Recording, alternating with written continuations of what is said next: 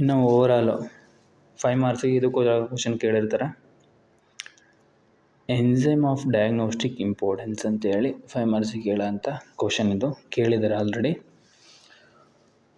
I guess this from 11 Kannada.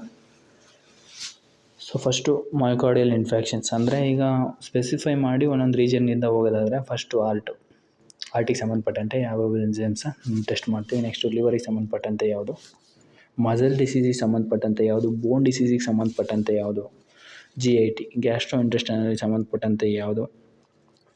So ಈ ಥರ ಸಪ್ರೇಟಲ್ಲಿ ನಾವು ಒಂದೊಂದು ರೀಜನ್ ಪರ್ಟಿಕ್ಯುಲರ್ ರೀಜನ್ ಮೇಲೆ ಸಪ್ರೇಟ್ ನೋಡಿಕೊಂಡು ಬರ್ಕೊಂಡು ಹೋಗ್ತೀವಿ. ಅದರಲ್ಲಿ ಫಸ್ಟ್ ಬಂದುಬಿಟ್ಟು ಆರ್ಟಲ್ಲಿ ಮಯೋಕಾರ್ಡಿಯಲ್ ಇನ್ಫ್ರಾಕ್ಷನ್ನು, ಅದಕ್ಕೆ ಯಾವುದಾದ್ರು creatinine, kinase, troponin I, LDH, AST, SGOT ಇಷ್ಟನ್ನು ಆಲ್ರೆಡಿ ನಾವು ಹಿಂದೆ ಐಸೋಎನ್ಸೈಮ್ಸಲ್ಲಿ ಡಿಸ್ಕಷನ್ ಮಾಡಿದ್ದೀವಿ. ಸೇಮ್ ಏನಿರುತ್ತೆ ಅಷ್ಟೇ ಇರುತ್ತೆ. ಇದರಲ್ಲಿ ನಾರ್ಮಲ್ ರೇಂಜಸ್ ಆ್ಯಡ್ ಆಗಿದೆ. ನಾರ್ಮಲ್ ರೇಂಜಸ್ ನೋಡ್ಕೊಳ್ಳಿ, ವಿಡಿಯೋ ಪಾಸ್ ಮಾಡಿ ನೋಡ್ಕೊಳ್ಳಿ. Next liver disease AST, ALP, ALT ಬರುತ್ತೆ ಮತ್ತು LDH ಬರುತ್ತೆ.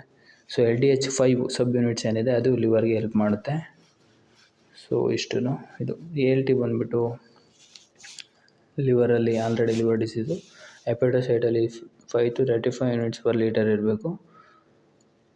More specific liver cell injury ಏನಾದರೂ ಆದರೆ ಮೋರ್ ಸ್ಪೆಸಿಫಿಕ್ಕಾಗಿ ಇದು ಮಾಡುತ್ತೆ. ಸಿವಿಯರ್ ಲಿವರ್ ನೆಕ್ರೋಸಿಸ್ ಆದರೆ ಇವೆಲ್ಲ ಇನ್ಕ್ರೀಷನ್ ಆಗುತ್ತೆ. ನೆಕ್ಸ್ಟ್ ALP, GGT ಇಷ್ಟನ್ನು ಬರ್ತದೆ. 5 ನ್ಯೂಕ್ಲಿಯೋಟೈಡ್ಸ್ ಏನಿದ್ದಾವೆ ಇವೆಲ್ಲ ಲಿವರ್ ಮಾರ್ಕರ್ಸ್ ಆಗಿರ್ತವೆ.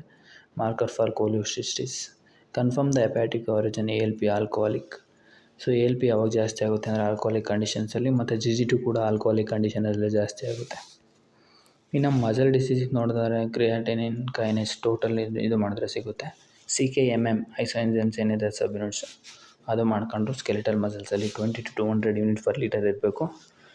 ಬಟ್ ಇಫ್ ಇನ್ ಕೇಸ್ ಏನಾದರೂ ಅದು ಜಾಸ್ತಿ ಆಗಿದೆ ಅಂದರೆ marker of muscle injury, muscle dystrophia ಅಥವಾ ಮಸಲ್ ಡ್ಯಾಮೇಜ್ ಆಗಿರ್ಬೋದು. ಸೊ ಮಸಲ್ ಡಿಸೀಸ್ಗೆ ಇನ್ಯಾವುದಾದ್ರು ಆಲ್ಡೋಲೇಸ್ ಅಂತೇಳಿ, ಮತ್ತು LDH 5 ಕೂಡ ಮಸಲ್ಗೂ ಯೂಸ್ ಆಗುತ್ತೆ. ಬೋನ್ ಡಿಸೀಸ್ಗೆ ಬಂದುಬಿಟ್ಟು ALP ಬಗ್ಗೆ ಆಲ್ರೆಡಿ ಬರೆದಿದ್ದೀವಿ. ಬೋನ್ ಡಿಸೀಸಲ್ಲಿ ಅದು ಪಜೆಟ್ಸ್ ಅದರಲ್ಲಿ ಜಾಸ್ತಿ ಆಗುತ್ತೆ. ಸೊ ನಾರ್ಮಲ್ ರೇಂಜ್ ಬಂದುಬಿಟ್ಟು 40 to 125 ಇರಬೇಕು, ಬಟ್ ಜಾಸ್ತಿ ಇರುತ್ತೆ.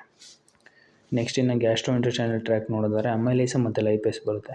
ಅಮೈಲೇಸಲ್ಲಿ 2 ಟೈಪ್ಸು, ಒಂದು ಪ್ಯಾಂಕ್ರಿಯಾಟಿಕ್ ಅಮೈಲೇಸು, ಇನ್ನೊಂದು ಸಲವರಿ ಗ್ಲ್ಯಾಂಡ್ಸ್ ಅಮೈಲೇಸು. ಸೊ ಅದು 60 to 160 ಯೂನಿಟ್ ಪರ್ ಲೀಟರ್ ಇರಬೇಕು ನಾರ್ಮಲಿ.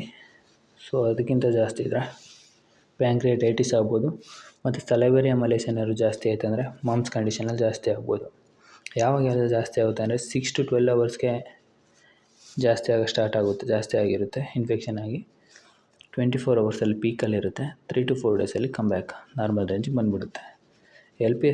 ಲೈಪೇಸ್ ನೋಡೋದಾದರೆ ಪ್ಯಾಂಕ್ರಿಯಾಸಲ್ಲೇ ಇರುತ್ತೆ. 60 to 120 units per litre normal range ಆಗಿರುತ್ತೆ. 4 to 8 ಅವರ್ಸಲ್ಲಿ ಇನ್ಕ್ರೀಷನ್ ಆಗಿ ಸ್ಟಾರ್ಟ್ ಆಗುತ್ತೆ. 24 ಅವರ್ಸ್ ಪೀಕಲ್ಲಿರುತ್ತೆ. 8 to 14 ಡೇಸಲ್ಲಿ ಕಮ್ ಬ್ಯಾಕ್ ಬರುತ್ತೆ. ಸೊ ಇದು ಪ್ಯಾಂಕ್ರಿಯಾಟೈಟಿಸಲ್ಲಿ ಜಾಸ್ತಿ ಆಗುತ್ತೆ. ಇಷ್ಟು ಏನಿದೆ ಓವರಾಲು ಇದು ಡಯಾಗ್ನೋಸ್ಟಿಕ್ ಯೂಸಸ್ ಆಫ್ ಎನ್ಸೈಮ್ ಅಥವಾ ಡಯಾಗ್ನೋಸ್ಟಿಕ್ ಇಂಪಾರ್ಟೆನ್ಸ್ ಆಫ್ ಎನ್ಸೈಮ್ ಅಂತನಾದರೂ ಅಂದ್ಕೊಳ್ಳಿ. ಈ ಕ್ವಶನ್ ಕೇಳ್ಬೋದು 5 ಮಾರ್ಕ್ಸಿಗೆ. ಕೇಳಿದ್ರೆ ಇಷ್ಟು ಬರೆದ್ರೆ ಸಾಕು. ಸೊ ನೀವು ಇಲ್ಲಿ ಕ್ವಶನ್ ಪೇಪರಲ್ಲಿ ಹೇಗೆ ಬರೀತೀರಾ ಅಂದರೆ ಒಂದು ಹೆಡ್ಡಿಂಗ್, ಈಗ ಬೇಸ್ಡ್ ಆನ್ ಆಸ್ಟ್ ರೀಜನ್ ಅಂತಂದ್ರೆ ಏನು, ಡಯಾಗ್ನೋಸ್ಟಿಕ್ ಯೂಸ್ ಆಫ್ ಎನ್ಸೈಮ್ ಇದು ಆಲ್ರೆಡಿ ವಿಡಿಯೋದಲ್ಲಿ ಡಿಸ್ಕಷನ್ ಮಾಡಿದ್ದೀವಿ. ಅಷ್ಟು ಇಂಟ್ರೊಡಕ್ಷನ್ ಪಾರ್ಟ್ ಬರೆದ್ಬಿಟ್ಟು ನೆಕ್ಸ್ಟ್ ಎಕ್ಸಾಂಪಲ್ ಅಂತ ಹಾಕಿ, ಆರ್ ಡಿಸೀಸಸ್ ಅಂತ ಹಾಕಿ ಒಂದೊಂದು ಕಾರ್ಡಿಯಾಕ್ ಟ್ರೋಪನಿನ್, ಕಾರ್ಡಿಯಾಕ್ ಮಾರ್ಕರ್ CKMB ಆಗಿರ್ಬೋದು, LDH 1 ಆಗಿರ್ಬೋದು ಅಂತೇಳಿ ಮೇಜರ್ ಆಗಿರೋನು ಒಂದೊಂದು ಪೇಜಿಗೆ 3 ಅಂತ ಬರ್ಕೊಂಡು ಹೋದ್ರು ಹಾಗೆ ಹೋಯ್ತು. 5 ಮಾರ್ಕ್ಸಿಗೆ ಕೇಳಿದ್ರೆ 3 ಪೇಜ್ ಬರೀಬೇಕಂದ್ರೆ ಆರಾಮಲ್ಲಿ ಬರಿಬೋದು. ಓಕೆ, ವಿಡಿಯೋ ಇಷ್ಟ ಆದರೆ ಲೈಕ್ ಮಾಡಿ, ಶೇರ್ ಮಾಡಿ, ಸಬ್ಸ್ಕ್ರೈಬ್ ಮಾಡ್ಕೊಳ್ಳಿ. ಏನಾದರೂ ಡೌಟ್ಸ್ ಇದ್ದರೆ ಕಮೆಂಟ್ ಮಾಡಿ. ಏನಾದರೂ ಕರೆಕ್ಷನ್ ಮಾಡ್ಕೋಬೇಕು ಅಥವಾ ಏನಾದರೂ ಮಿಸ್ ಆಗ್ತಿದೆ, ಇನ್ನೂ ಏನಾದರೂ ನಿಮಗೆ ಎಕ್ಸ್ಟ್ರಾ ಏನಾದರೂ ಅನಿಸಿದ್ರೆ ಕಮೆಂಟ್ ಮಾಡಿರಿ. ಹಾಗೆ ವಿಡಿಯೋಗೆ ಲೈಕ್ ಮಾಡಿ, ಫ್ರೆಂಡ್ಸ್ ಜೊತೆ ಶೇರ್ ಮಾಡಿ. Thank you.